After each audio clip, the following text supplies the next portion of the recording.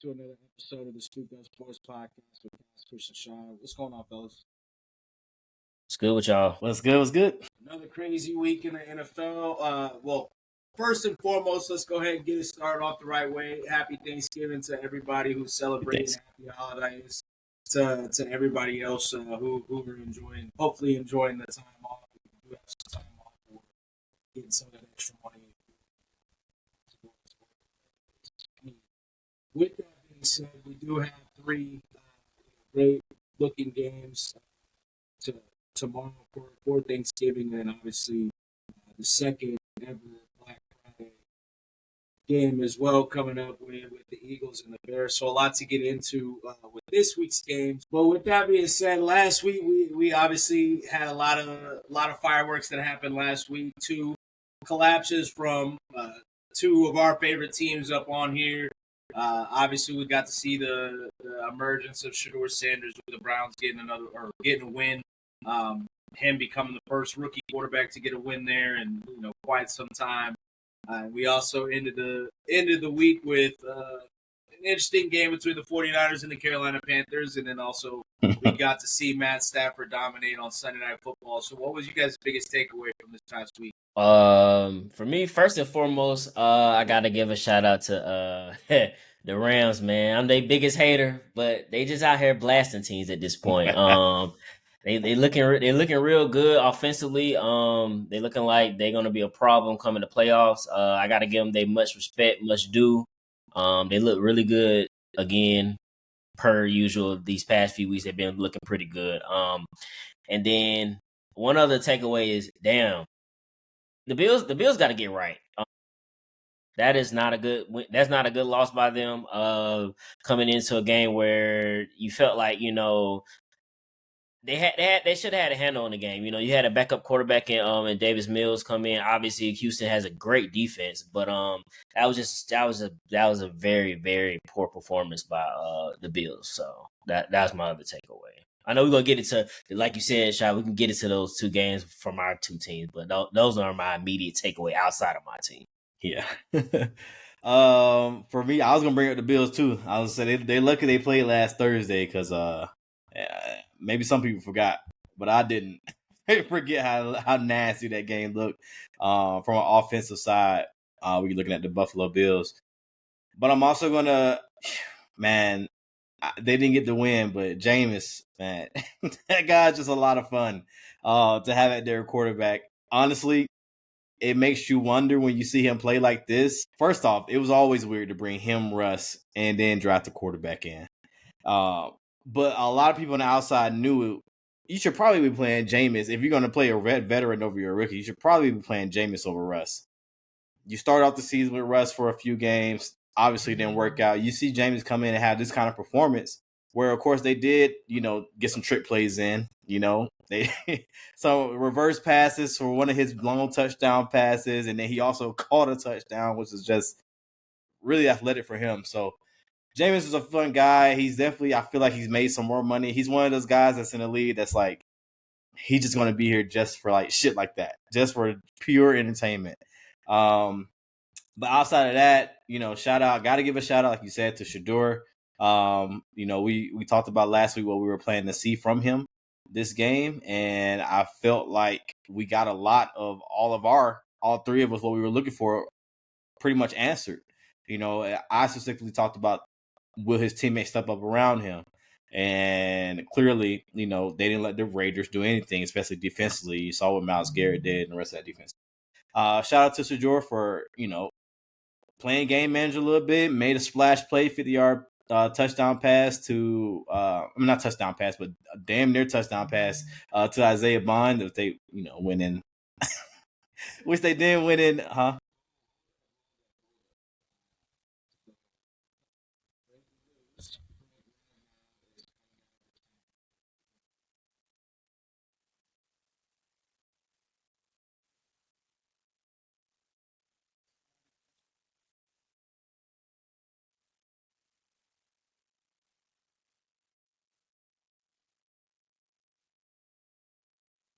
This week since they played on Thursday, Thanksgiving, that was a big boost for the Lions. reaction. That's a huge boost for the Lions. Not that they probably even needed that necessarily because their offensive line has been playing pretty solid. But while we're speaking on Jameis, obviously they were playing the Detroit Lions. I mean, it's a major something that we thought was a major loss at the beginning of the season. It's got to be a major addition. Yeah, I mean, shoot. I mean, yeah, like you said, they probably didn't necessarily need him, but they probably did also see how, their front. I mean, that Giants front is tough to begin with. But just having that experience in there to, call out blitzes, kind of man that center position, I think that's huge, man, for them. Honestly, wow, that is some breaking news, Chris. That's it's, Hey, coaches on it the feels like we've been hitting a bunch of early retirements, and now we got somebody coming back from retirement. Or second person coming back from retirement this season. Very interesting season that we're having. Yeah, that's great. Say, Chris?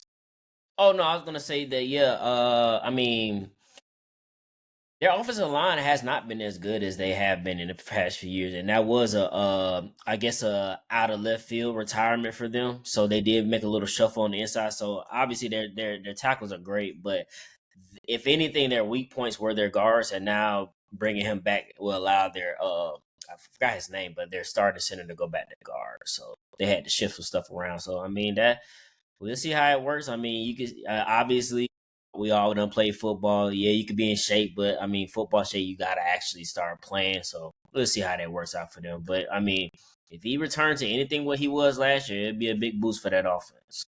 Facts. I mean, they could use him this week, especially against that front by the Packers, but I know that probably won't happen. But yeah, I mean, that's good for them for sure. Depending on how long it's been in the works, I mean, maybe. Yeah, I mean, yeah, you got a good point. You never know because he could just kind of come in if he feels good enough. I mean, I'm sure they trust him to kind of plug and play given the caliber of player that he is. But and who's to say I know they probably didn't report anything like this, but who's to say he wasn't using the facilities throughout the season? I'm not sure that's a lot.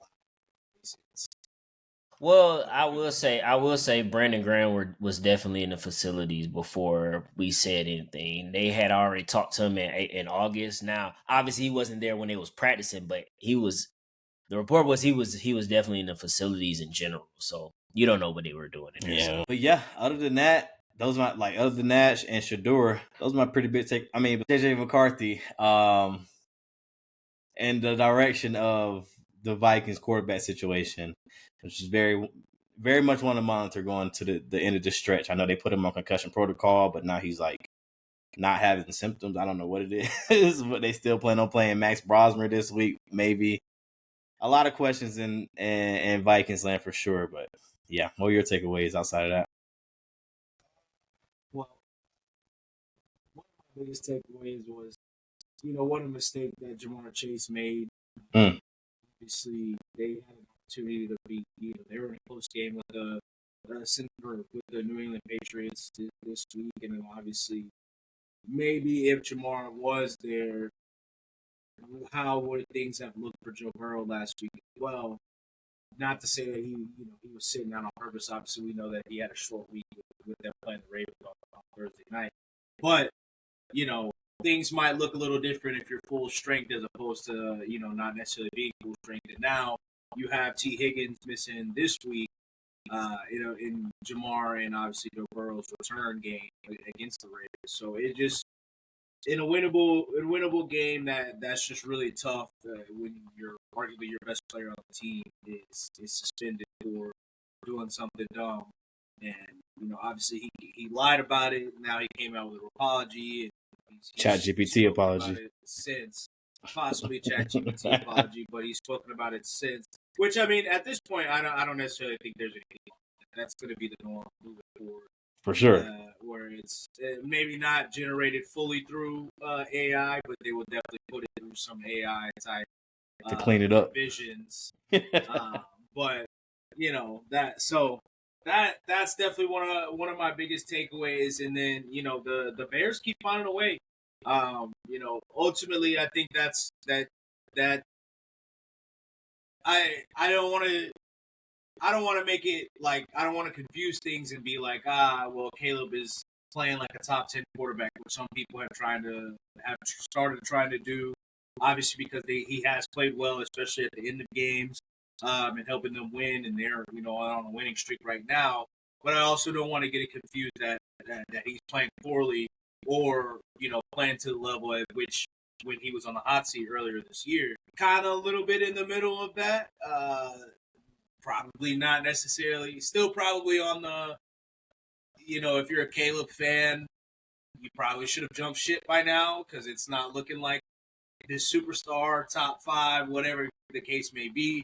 But if you were somebody that thought he was going to be a huge bust, probably should also jump ship off that too because it does look like he would at least be a bottom tier, serviceable, at the very least, starter, which is which how that draft class is looking right now. Is a plus considering where everybody else is, as you mentioned, JJ McCarthy. So, they keep winning, and at this point, they might make it to the playoffs. I don't know what it'll look like, but when you do have an offensive line like their offensive line is, you always can be a at least decently viable team. Not to say that you're going to win a Super Bowl, but at least a team that can upset somebody or get off a couple wins. So it's great to see that at least Ben Johnson has seemingly instilled some type of culture there. I'm sure having some of the veterans that he brought in as well has been a huge help. But Chicago keeps winning, and right now they're in the thick of things in their division as well as in the playoff race.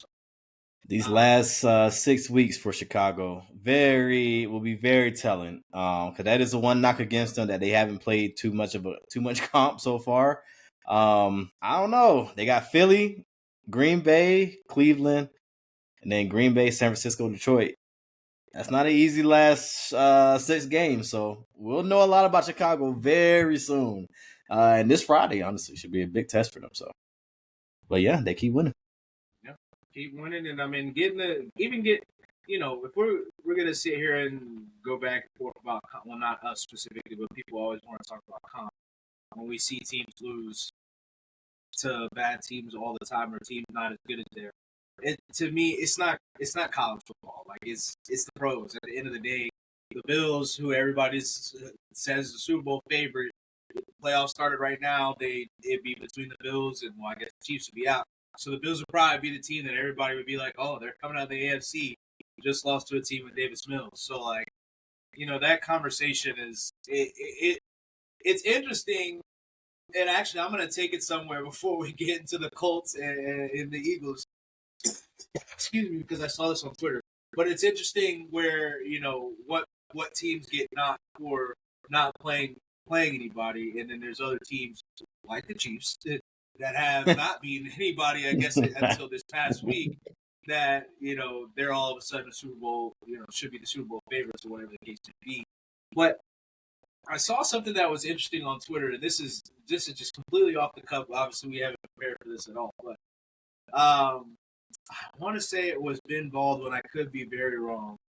But, with all the Stafford hype right now that's going on, and, obviously he just came up with a great game on Sunday Night Football. He's, probably he is the heavy favorite for MVP at this point. He was kind of like, it's funny to see who gets the scheme merchant and superstar player knock versus who doesn't. So what is supposed to be the determiner?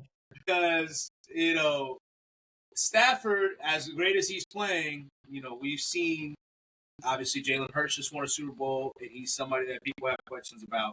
Brock Purdy, we've seen him take a team to a Super Bowl, put up MVP-type numbers, and, especially after this past week, there's somebody that a lot of people had questions about. Jared Goff, guy has been to, multiple NFC Championship games, been to a Super Bowl, but for whatever reason, everybody says he's ass.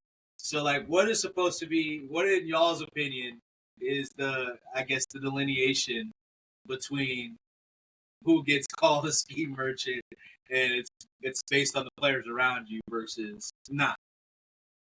Yeah, I mean, that's a good conversation. In my opinion, everybody needs weapons. You can't just give a quarterback out here that says he can win it without weapons. Yes, we've seen Mahomes do it, but I mean, at that time, Travis Kelce was a dominant tight end still.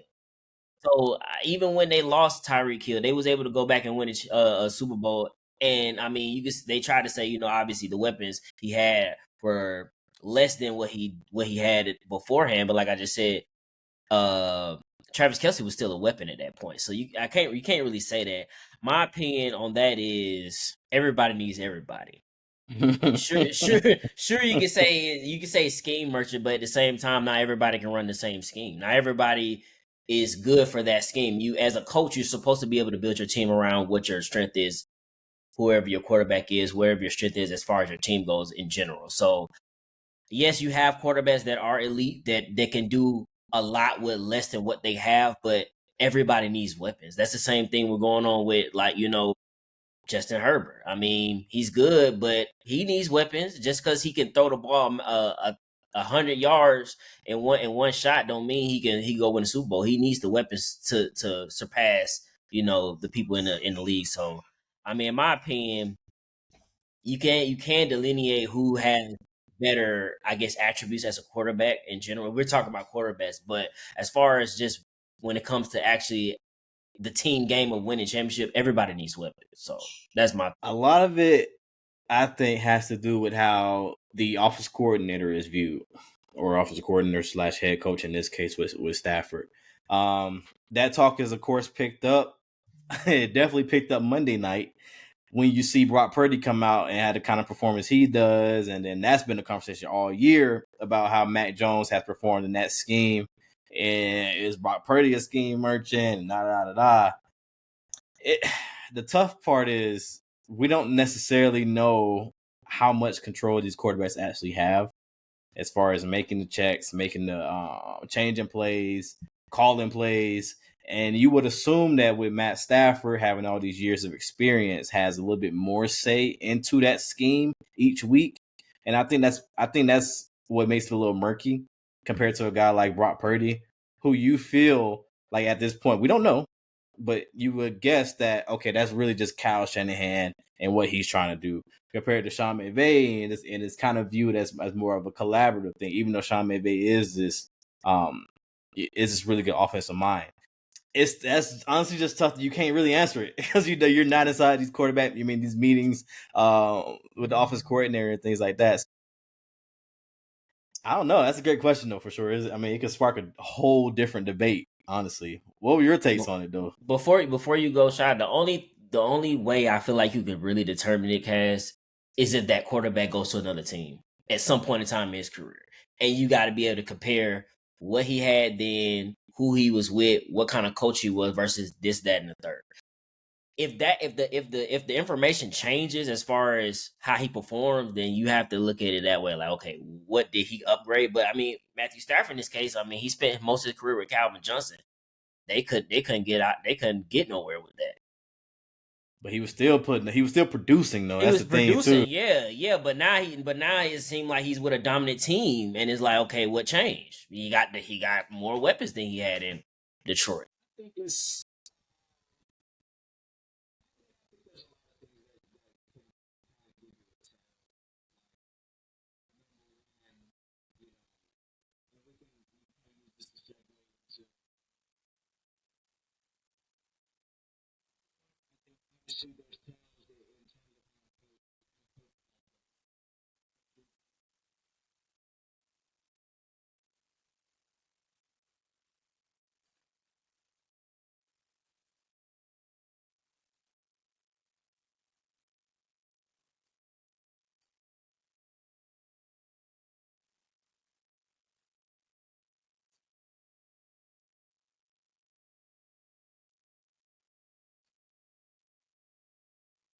plays.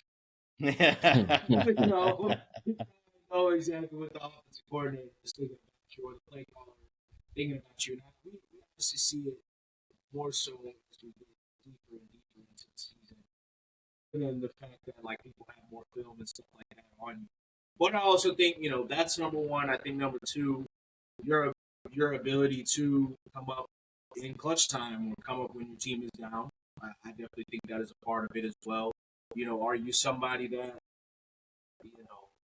well, I don't know, because that's a tough one. That's a tough one though, because that's also a lot on the scheme as well.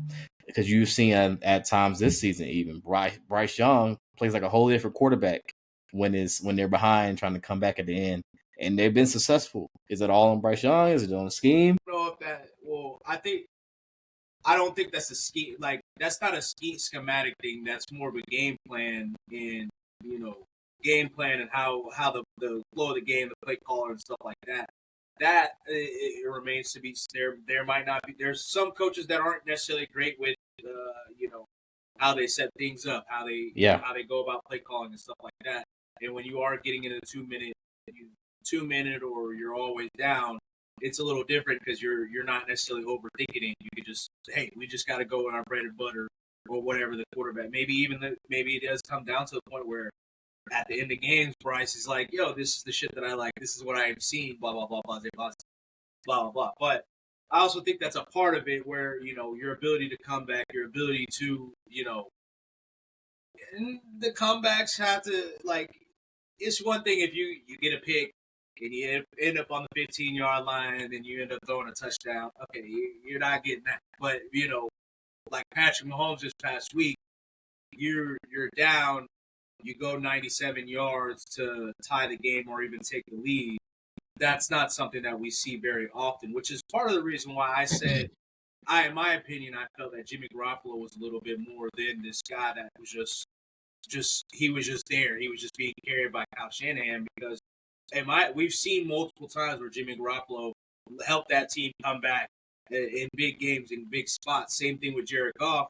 His Super Bowl run against one of the biggest games that he had, in my opinion, maybe not statistically, but going against the New Orleans Saints. We all remember the play where the dude got knocked out. But one thing that gets lost in that conversation was Jared Goff walked him down. And Jared Goff was the one that was making the big time throws comparatively to the Brees. If you go back and watch it, outside of the pass interference, which that was obviously a big part of it as well. But I'm saying that I say all that to segue into if we go back to the Kansas City and Indianapolis Colts game. Obviously, there's been a lot of questions about does Shane Steichen trust Daniel Jones, or Daniel Jones came up small, whatever the case may be. One team had Patrick Mahomes, one team had Daniel Jones. One thing I do want to get clear: if you are any type of Chiefs fan or whatever reporter that's trying to say the Colts they should have been in the game and it was a blowout, you're fucking lying to yourself. You think that a team that was down the entirety of the game was supposed to just be in a blowout. But I think we saw kind of like what I've been saying the past couple weeks, especially with the Sauce trade, is it kind of goes like if you the Colts trusted Daniel Jones to make these plays in down the stretch of the game, and he did. Is that if you're a fan and you're sitting there being like, hey, you should have given the ball to Jonathan Taylor. You really have a quarterback? That's also kind of where, I guess where the delineation also happens to come to is if your fans are sitting there saying you probably should have handed the ball off a little bit more. You probably have some questions about your quarterback. But with that being said, I do think that that's kind of a good sign for Daniel Jones, but also a bad sign for Daniel Jones because they did believe in you and they did give you multiple opportunities to make throws to take that next step and be that guy and prove everybody wrong. And that is when you started crumbling from a game where you were damn near perfect to the pressure started to come. So is that who you are? Is that who you actually are? Or are you the guy that early on in the season when you were playing against the Broncos and you're playing against Miami or whoever the case may be, or actually the Cardinals and the Broncos when it was close games, you came up big every single time, even against the Falcons. Bloody teeth, bloody lip, whatever the case may be, came up big on multiple drives, even when you're 4th and 30 or whatever, the 3rd and 30, whatever they were. So, and on the Eagles side, I don't even know what to even pinpoint. I mean, I guess you could say turnovers. I can. It's that was just a game. That was just one of them games where it's like when the momentum went, and it was just like it is what it is. Like I don't know if there's really anything that you could just be like, this was it. I actually can say this was it. It wasn't even the turnovers for me. It was literally self-inflicted wounds with the penalties. We had 14 penalties. The entire second half, every one of our drives that we got started from a big play came back from a penalty. And that's why it's like, I don't, we talk about it all the time. And, Shad, you said it before, fans ready to blame, the offensive coordinator and say, y'all went into conservative mode, y'all went to a shell, y'all was protecting the lead, and it's like, well, he called 4 runs in the second half. That ain't being conservative. He was throwing the ball, but every time they made a play for first downs, we have something like a illegal formation. That's on the players, man. That's something that they coach, that they tell you, hey, when we have an eligible tackle come in, you cannot cover him up. That is on the players. You get an offensive pass interference on a quick screen or whatever the case may be. Again, that is player. That is nothing to do with coaching. That's one of my biggest thing. And the other biggest thing about the Eagles, man, our offensive line is not playing well at all this year. They do not look the same. A lot of them have been in and out. As you know, Lane Johnson obviously is hurt. Landon Dickerson had surgery before the season, so did Cam Jurgens, and both of them have been in and out throughout the game. They have only played one game this entire year where the whole starting offensive line played the entire game. One game this year. That was against the Chiefs earlier this year. So that is the biggest concern of mine as far as the offense goes. Defensively, yeah, Dallas is one of the most prolific offenses in the league this year, but at the same time, you can't ask your defense to get 14 stops in the game and expect that to happen every time. That's just not realistic. You on the field all game and your offense go 3 and out. That's how you get beat in this league. But I mean, it was more disappointing than anything because, like I said, it's a division game. Dak always played well against all division opponents and the NFCs at home, and so I expected the game to be close. It just sucked to see us up 21-0 and then get walked down like that. That's probably the most disheartening thing. But at this point, all I can pray for is healthy offensive line to get back right. Because again, the running game ain't there, and it's not all on Saquon. Again, offensive linemen just not getting that push like they have been in the past few years. So that's where I put the problem to. Yeah, that was a prime game, prime time, prime game, prime team that you're going against to really have your offensive line show up and close that game out in the second half, and you just couldn't. You couldn't get a flow going. Like you said, it's not all on Saquon. But I did talk about how rough it's been last week. When we were previewing this game, how rough it's been for that run game in general. And when you come out and have 22 yards, Hurts is the leading rusher with 33, and it's like Saquon didn't forget how to do the shit he was doing last year. You know what I'm saying? Right. So it's more factors into it, but that's a game though. You are on the road. It is a division game. You can't lose it up 21-0. But you can't let that happen. It's only so many, and there's really no excuses you can really have for that. That is a bad loss, straight up. It is disappointing. Like you said, Chris, it's not like it's more disappointing than dire. Like it is what it is. You move forward. You got a game Friday. You bounce back. You cool. But like against this team that's trying to, and you could have effectively hurt their spirits a lot. If not, you know what I mean? They're still trying to fight to get the wild card spot. That's a tough one to let drop. And it's like it was momentum's a motherfucker, but because like that second half, it felt like they could do no wrong, and you couldn't do anything to stop it. It was just like, yeah, this is gonna happen. Which is crazy because, like I said, I don't even fault the defense because even the 2 turnovers we did have, the defense has stopped them both times. The dumbass punt return, don't know what the fuck he was thinking. You fumble and it's 1st and goal at the 5, and we stopped them. They didn't get no points. So, you chalk that one up. It is what it is. But more on the Colts side, we talked about how big that game was. Shai talked, of course, pointed out how this is a huge game to kind of show, this this is what you're leading up to. Like you said, it's not dire, but that's also a situation where you kind of messed up a little bit by letting the Chiefs hang around a little bit more when you had it well within your opportunity to end that shit. So about Daniel Jones, I'm not really that worried about him. I don't know. It's tough because I like more. I feel like I've seen more people talking about Shane than Daniel Jones in this game. I don't know if that's that's the temper and Colts.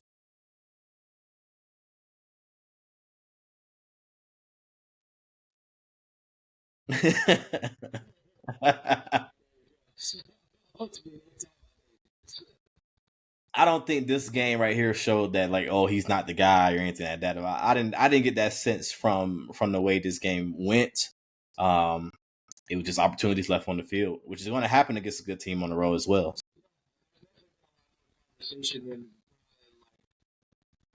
Ultimately, it is a 3-point loss in overtime on the road. But I think it was more so just about the Daniel Jones factor of it, whereas.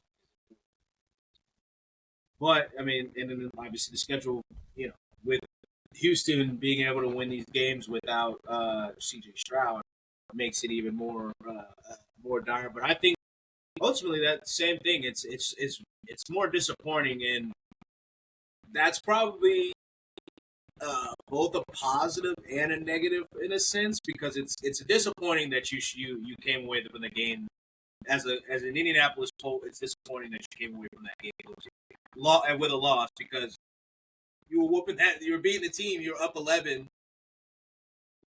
Even when they were moving the ball, you got to see everything that you wanted to see. Defensive end makes first round pick makes a big time play that changed the game. Sauce and Shavars and Kenny Moore.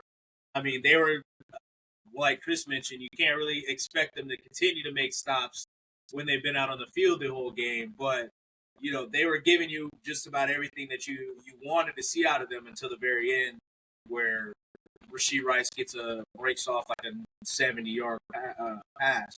So, like, I mean, it like you said, it's got to be disappointing, but got an opportunity to not make it a spiral this week against Houston. But, and then on the same thing with Dallas, like both Dallas and Kansas City coming off major highs, it's going to be interesting to see what their game looks like this week. Maybe Dallas puts them out of their misery, or vice versa. The Chiefs, we'll see. This Big is game. Really where your hot seat starts. Big game. This is really where your hot seat. Last week it was looking very much like you made the comeback, but it was looking very rough to start. But that gives us a good time to segue into our hot seat watch. Who did you guys have last week? Who do you have this week, and why? So last week, I had the Bucks, and they looked very bad. Obviously Baker got hurt, but again, it's still right in front of them because the Panthers just can't win no games. They can't. Nobody can seize control of that division at this point. It's a back and forth lose fest. So I mean, we'll see what happens as time go forward. But this week from my hot seat, yeah, I got the Bills. Like you said, Shot, we talked about it earlier. As far as it's wins and losses in the NFL. Everybody's gonna have their ups and downs, but right now the Bills, you kind of falling a little bit behind. And right now the Patriots are just continuing to win this. They got a easier schedule than you guys. I understand that, and it seems like they probably will eventually win a division. So right now you're fighting for that wild card spot, and there are plenty of teams that are itching to take that spot, and you going up against a Steelers team who they're kind of lagging behind right now. This is your opportunity to right the ship a little bit, get your get right game, and try to get back on track. We didn't talk about it much. Don't know if y'all that matters or not to y'all. They just picked up Brandon Cooks. Deep threat. I mean, maybe y'all know a little bit more than I do how much he got left in the tank. But they need better wide receiver play at this point. Josh is doing what he can, but again, this is go back to our conversation earlier, where it's like weapons versus no weapons, quarterback versus this. You say he's Superman, he got to make the plays. make the plays. It seem like, hey, he doesn't have the weapons, the necessary weapons. But everybody speaks so highly of him, like he don't have actually need the weapons. He could do it on his own. But like I said, everybody needs weapons. So we'll see what this week look like with the Steelers. I'm assuming Brandon Cooks will play. So right now, Bills, you on the hot seat because might be last year for McDermott. Might Shy be. been calling that shit for years. Might be. Might be. No, I like it though. The Bills definitely got to show something. Last week for me, I had, of course, Bryce Young on the hot seat. Called him a Falcons merchant last week, and you come out on Monday Night Football in front of the world, and you prove that to be true. You're also not only that, but you're also blowing opportunities to take control in the NFC South, like you said, Chris. Very disappointing for Bryce Young and the Panthers, especially when that defense forces 3 turnovers in the first half, and you get 3 points off of it. They're gifting you good field position in a couple of those cases, great field position, and you turn the ball over in the red zone, basically on the goal line. Questionable 2-point conversion decision, by date. So I don't know. I don't know what it is with the Panthers, but I can't get on board with it. A lot of people can't. We'll see how they kind of finish out the season. Big game this week against the Rams. Also tough game too, though. But this week, though, I gotta go. I gotta put Trevor Lawrence. I gotta put the Jacksonville Jaguars on the hot seat. And of course, this is the team all season where they've been winning ugly in a lot of cases. And in a lot of cases, winning in spite of the quarterback play. You've turned around. And I understand, some tough situations. Like all those picks aren't necessarily your fault, Trevor. But you can't keep having multiple pick games. You can't, this can't be a pattern that you're going to keep up throughout the season. You come around with 3 picks right now. You're sitting at 7-4. You just saw the Indianapolis Colts lose. They play a division opponent in the Texans this week. You have to keep in the Texans team that is surging at this point in time. You have to keep pace. You have to keep pace. You cannot afford to have any slip ups. You're going to get a Titan this week, but it is on the road. And one thing I meant to mention earlier, Cam Ward actually had one of his better. I went back and watched that game. Cam Ward actually had one of his better games. He was really just letting it loose. And that's kind of what you want to see at this point in the season for a guy like that. Just go out there and just fucking let it loose. Show your talent. Trust your receivers, which he did a lot in that game.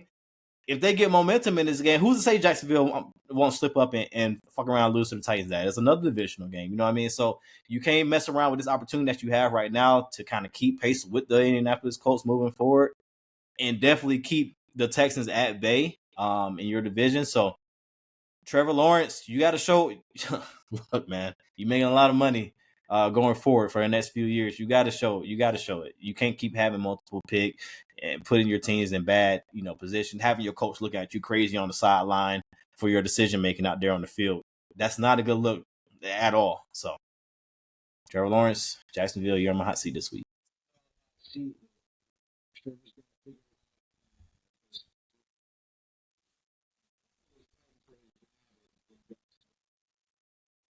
Maybe.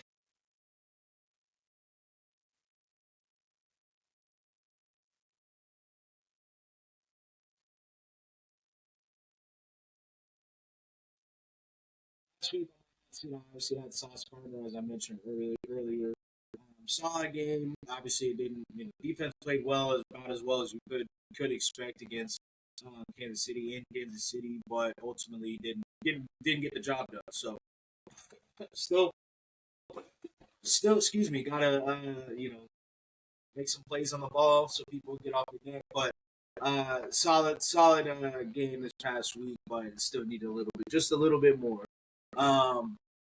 On my hot seat this week, I'm going back in the coaching ranks. And instead of, we keep talking about, and as Cass mentioned, Bryce Young, I'm bringing Dave Canales to the hot seat because there's a lot of arguments that can be made. There's an argument that can be made that Bryce Young is the only reason that the Panthers are even, if you want to say viable, as bad as he's played, he could say he's the only reason that they've even done anything. You could also say like Dave Canales and the defense to an extent sometimes is keeping Bryce Young afloat, trying to figure it out with the run game, whatever the case may be, and that's the problem because this team doesn't have an identity. What is this team known for? Is it known for? It got cute with Rico Dowdle for like 2 weeks because he had like 500 yards in 2 weeks. Are they a running team? Are they a passing team? Are they a defensive team? What is it? And, the passing game consistently looks inconsistent game to game. The running game has, last year towards the end of the year, it was inconsistent. Then last year it stabilized towards the end of the year, with Chuba Hubbard. This year, obviously they came in starting Chuba Hubbard. You drafted the kid from Texas a couple years ago. He's been hurt, so you bring in Rico Dowdle. Rico Dowdle was riding the bench basically the entire season. Now he has a couple good games, and now he's the starter, and he's fully entrenched starter where Chuba's not even getting really any PT. Defensively, you look good for 2 weeks, and then you're bad for 3 weeks, and then you're good again for a week, and then you're bad. Like, what is it? What are you, Dave Canales? Because right now you were looked at as the guy. Yeah, initially you were looked at as the guy that revitalized Baker's career, and then the head coach the coach that replaced you, and Liam Cohen, also got a head coaching job. You can argue that the offense looks arguably even better under him with Tampa. He goes to Jacksonville, where they're not necessarily getting stellar quarterback play, and it does look like they have an identity of who they are, at least wanting to run the ball, wanting to keep things similar to how they did in Tampa, as well as playing defense. Was it you, or were you just a part of the Tampa Bay system that they have there? So, you were supposed to be coming in to be kind of the savior for Bryce Young's career, to at least for him to show some type of stability, some type of consistency. And that's not to say that he doesn't have any culpability on it. But once again, there seems to be no identity. He seems to be a little bit better with better receiver play around him, where he got it from Coker last year and Adam Thielen. When he's throwing to Tetaroa, it looks good. With everybody else, it's picks and hey. So He said, "Hey, so Dave, something's got to give, and you obviously have a decision to make on the quarterback in his fifth year decision, or fifth year option at the end of the year. But they also probably have to make a decision on Dave Canales and what you are. I mean, are you the guy that, if we are going to move off of Bryce Young, do we want to have you at the helm where we pick our next guy? So Dave Canales, you're on the hot seat. You got to start showing something. Got to start getting some signature wins. Right now, I don't know if you have one. If we want to say the Falcons is a signature win, obviously they beat the Packers a few weeks ago.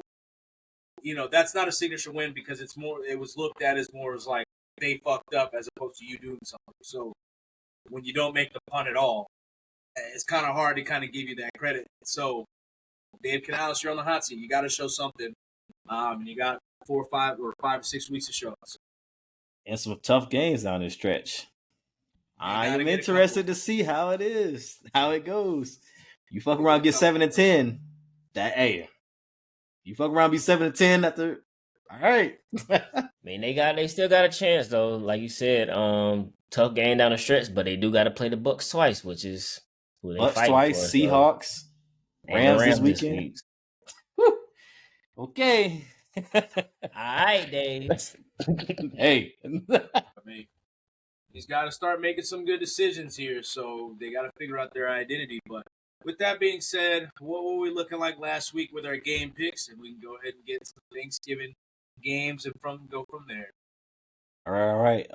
So last week, decent week for me. I got 4 on the week. Chris, you were at 2. Mm-hmm.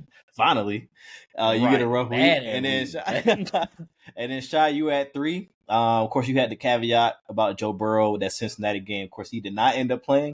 So I gave you New England for that. So that puts you at 3. Of course, all of us picked Buffalo. All of us picked Indianapolis, and both of those teams disappointed. Chris, I guess it was the Tampa Bay game, and of course Philly. Mm-hmm. Yeah. So on the season, I'm at 35. Chris, you're at 42. Shad is at 40. Let's get close for y'all two at least. All right, For let's go sure. ahead and get into this week. So, first game of the Thanksgiving showcase. Typically, as usual, not for Green Bay, but for at least the Lions. We got Green Bay going against Detroit. In Detroit, who you guys got this week? On? Yeah, it's an action packed slate for Thanksgiving. It's gonna be a good game. The Lions, they already played Green Bay earlier this year, and they were the team that quote unquote put Green Bay on the map because Green Bay did dominate them this the first game of the season. But I'm gonna rock with Detroit on this one. They're at home. I feel like they need a dominant win. Like coming off of losing to the Eagles and then playing the Giants really tight as they did. You would have thought that playing at home against the Giants they would have had a little bit more juice. Obviously, luckily they got Gibbs, who that man's a monster. But I'm gonna rock with Detroit on this one. I think they get back on track offensively and have a decent explosion and be able to slow down Jordan Love. So I'm gonna rock with Detroit on this one. Yeah, of course, a lot of it is because of who the Lions have been over a while, but obviously they haven't been the best on Thanksgiving Day. I was going to put my backup hot seat this week was going to be Green Bay, but I feel like I had them on there like 3 weeks ago, so I didn't want to go to that well again. But I'm gonna pick Green Bay to win this, but it's a big showing for Green Bay in this matchup. It'll be interesting to see if they can, because obviously, like Chris, like you said, what they did to them to open the season. If you come out and assert dominance like that again against, this team, I know it's on the road this time, but if you can assert dominance like that, who's to say? You know what I mean? Like all this talk that's been going on about LaFleur and all these changes in the offseason, or the Packers aren't serious, blah, blah, blah. You come out and assert dominance like that in your division against against a team that has won the division. That's a big step. So I think Green Bay can take that step. I think they understand the magnitude of this game. We still don't know, and I know, they did end up beating the Giants, but we didn't talk too much about that game, but it definitely didn't look like Detroit's best showing. You know what I mean? So it's still a lot of questions about what they're doing there.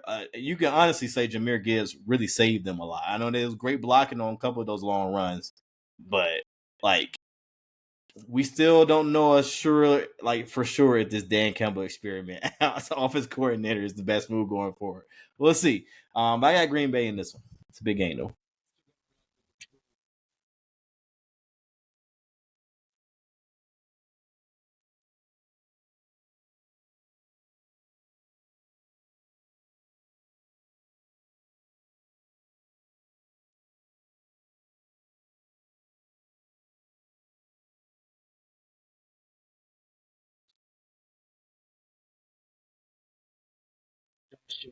Maybe they should let him sit for a couple weeks because he's been solid in terms of scoring touchdowns, but Emmanuel Wilson to come in and immediately go showed that he had maybe a little bit more juice maybe to give Josh Jacobs.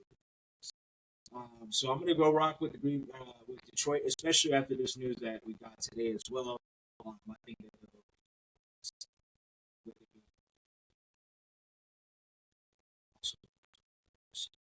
probably with Detroit this one, and I think it'll be a good one though. Excuse me, but getting into the next game and arguably the game that's probably going to have the most eyes on it throughout the entirety of the week and maybe the most watched game of the year.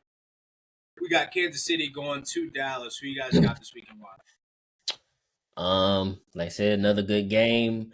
I think last week we all said, both of these teams were, looking on the brink of elimination from the playoffs. They both was able to stave that. So shouts out to them. But again, another week where I feel like the loser of this game will basically their season is over and done with. I'm gonna rock with Kansas City on this one. I just think that defensively they can stand up a little bit better.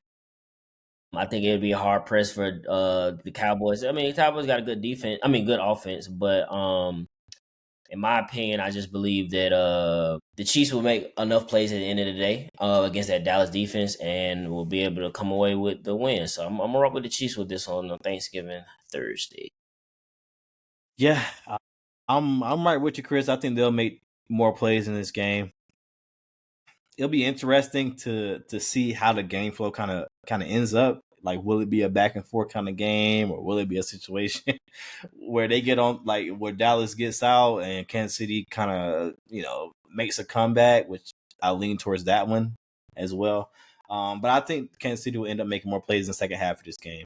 And that'll kind of wrap it up. So I got Kansas City on it. I'm also rocking with Kansas City in this one. I got even though they didn't look that great last week, and maybe that's because of the team that they were playing, but maybe not. I don't know what we know about Kansas City really at all yet. But I do know that Dallas, even though they have had a much improved defense, I still think that they got some things to work through. And with Patrick Mahomes playing in Texas again, or for the first time in his career, playing back, especially rocking with Kansas City. But getting into the final game of the Thanksgiving slate, we obviously have the Bengals going to Baltimore, return of Joe Burrow, and obviously, not to a lesser extent, Jamar Chase. Who you guys got this week? I'm just make it simple. I got the Ravens. Bengals defense still ass.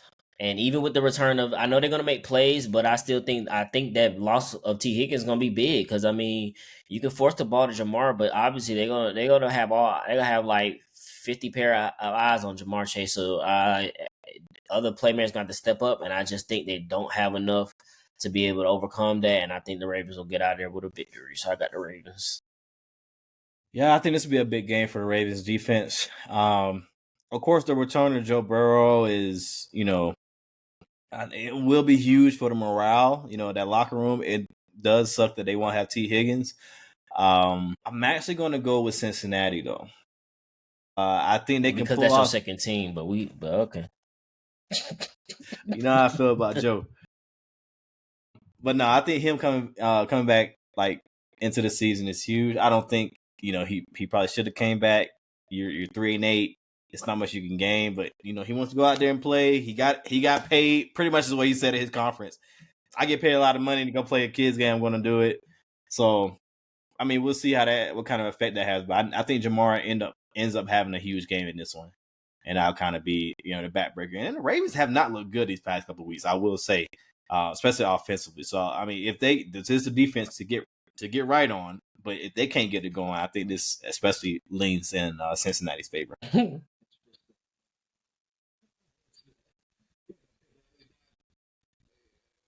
want to put him in the and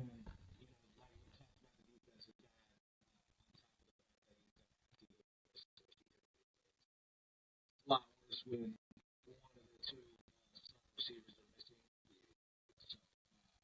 I think the Ravens need to get right on the squad their defense with Robinson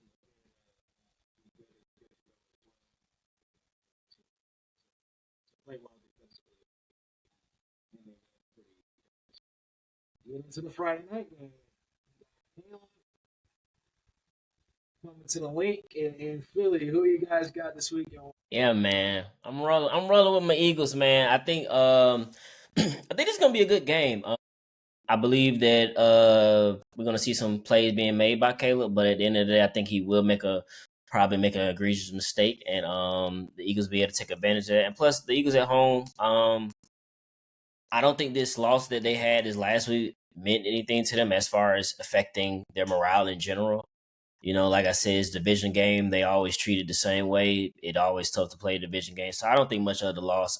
But this is they have to keep, in my opinion, they need to keep pace because at this point they're trying to their eyes is on the 1 seed. Obviously, of course, you got to win the division first, but being that they have the tiebreaker over the Rams right now, the Rams seem like they just can't lose. So you got to try to keep pace at some point in time. But I believe that the Eagles will.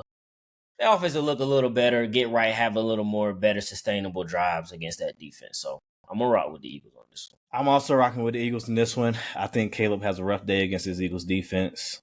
They kind of come back down to earth a little bit, but I would like to see Chicago, make it a game, at least, show that this 8-3 is no fluke. Which the way the Eagles been playing, it probably will end up being a game.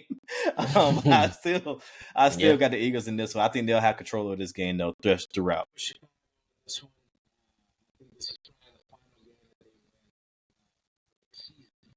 I think that what we've seen that's been great about the Eagles, especially over the past week, has been their ability to beat this week.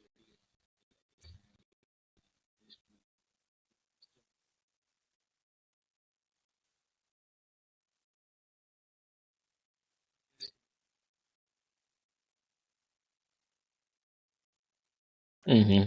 Mm-hmm.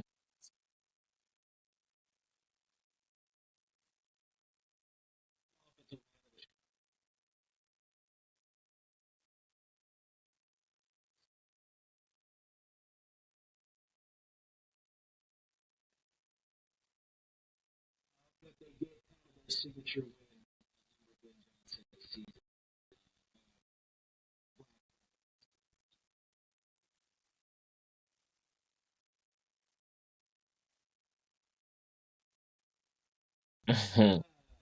With that being said, we still have, I mean, it's not interesting. Lots of interesting games this week that we could have went with. Sticking with the Saturday night game, a little bit of an ugly one, but we got Denver going to Washington. Even though it's a little bit of an ugly one in terms of name, Denver likes to keep people around. And Washington likes to do just enough to make it interesting until they start getting blown out. So, what you guys got this week and why?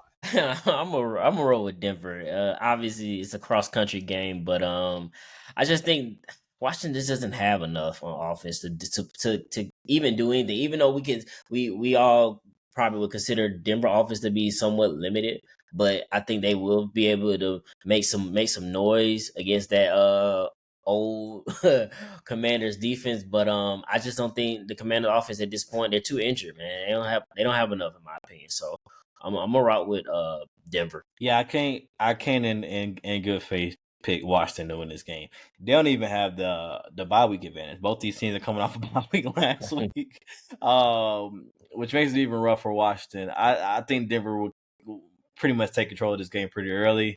That defense it will be too much for Washington, and it'll put Bo Nix in a position where he won't have to do too much, or he'll do a lot, quote unquote, but fake stats and shit, easy shit. So I got Denver. I'm still going to rank with Denver in this one. I think that we get a pretty close game. It'll be interesting to see when they decide to take over the play call and continue to progress and be, is able to have the defensive pretty units or do it right game, but ultimately, I think that maybe it'll be the first game.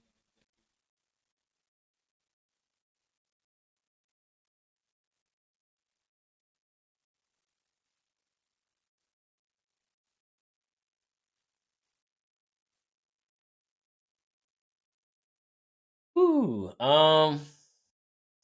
fuck it. This is my upset alert, man. Giants about to come in and win this game. Oh, Will Campbell's going on IR. I think that D line from the Giants is going to wreak havoc. I think this is one of the few games we see Drake may look kind of skittish a little bit. And I think that defense line get after him. And I think James is gonna make the play. James is gonna make the play. He gonna make turnover, but he gonna keep him in the game. And I think that defensive line in particular will show up this game, and I think they can sneak and get a win. So I'm gonna rock with the Giants.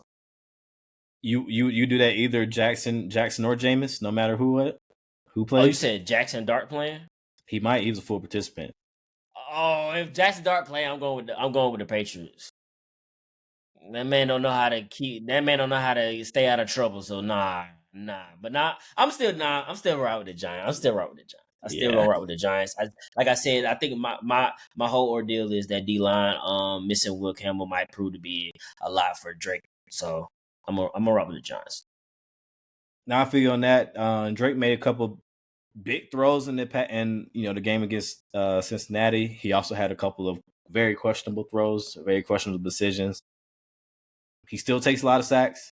He didn't take that many in that game, but it will be tough against that Giants front. I'm interested to see how they kind of game plan for it. I'm going to go with New England in this one. But I wouldn't be shocked. I wouldn't be shocked if the Giants come in and pull off an upset and kind of get rolling with Jackson Dart again. So I New England though.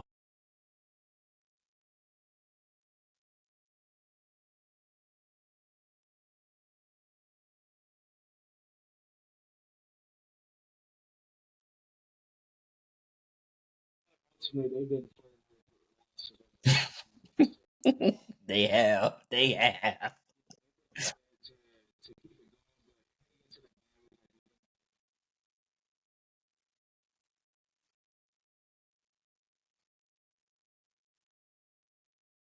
So I think that we just ultimately we're going to see the defense with the Giants. It seems like Shane Bowen should have never been there this year. It seems like there's been a lot of stories where he was already out and they basically stated PR for PR purposes. We also saw in Brian Burns after their comeback loss, I think it was against the Broncos. So it's kind of like, why the fuck are we doing this? Blah blah blah. So maybe there's a little bit of. There's also been videos where Shane Bowen has come to say stuff to the team, and the team just like not even looking his way. So maybe they get a little bit of a morale boost with this one, and Mike Capra gets his first big win as they. We shall see. I'm excited. It's going to be a good week. We got Sam Darnold playing the Vikings this week. We obviously got the Colts and the Texans, as we mentioned, as well. So a lot of big games with a lot of playoff implications coming up this week. So I'm excited. For sure. Me too. Mm-hmm. But with that being said, that gives us another wrap for another episode of the Speak Up Sports Podcast. Happy Thanksgiving and happy holidays to everyone out there. We'll catch y'all next week. Yes, sir.